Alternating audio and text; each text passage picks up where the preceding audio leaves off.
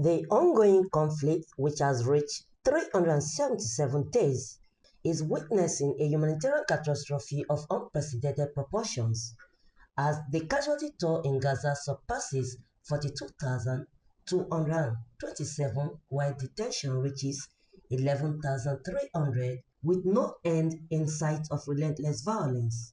It has been described by many as one of the worst genocides in modern history, as displaced families and patients face unimaginable horrors. Every day, women and children endure life-altering injuries, their pleas for medical aid echoing in vain across the international community.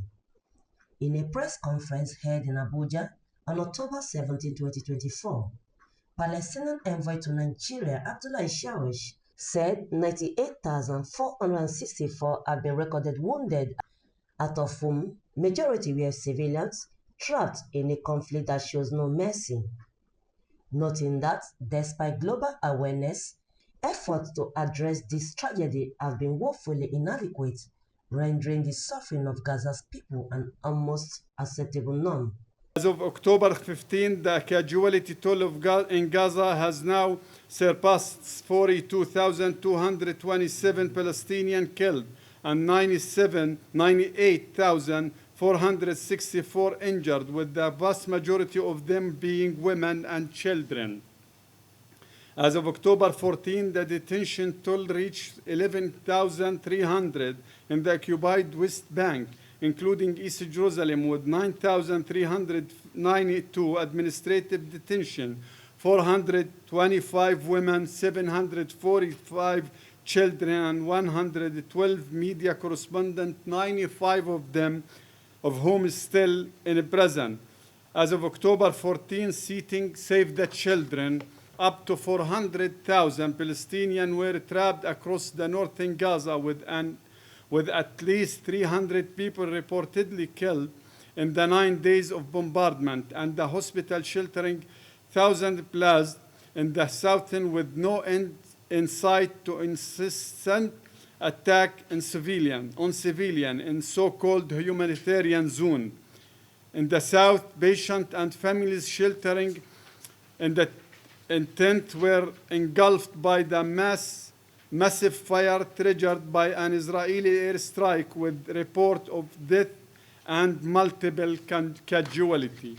On October 2024, 99 American medical professionals who voluntarily served in Gaza since October 7 signed an open letter to the United States President and Vice President.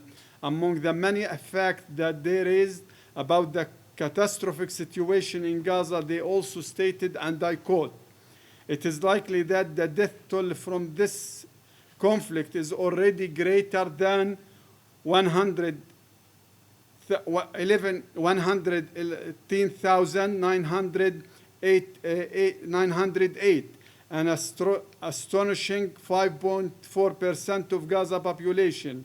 In Gaza, we watch malnourished women feed their underweight newborn infant formula made with poisonous water.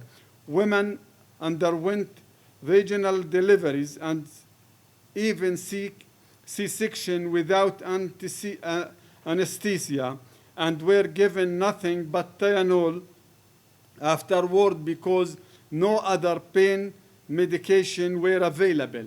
We wish to be absolutely clear.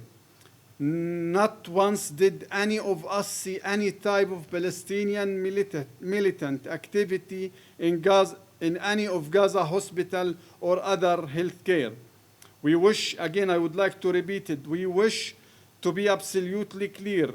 Not once did any of us see any type of Palestinian militant activity in any of Gaza hospital or other healthcare facility. The question is, what will be the fate of the Palestinians, since all pleas has fallen on deaf ears?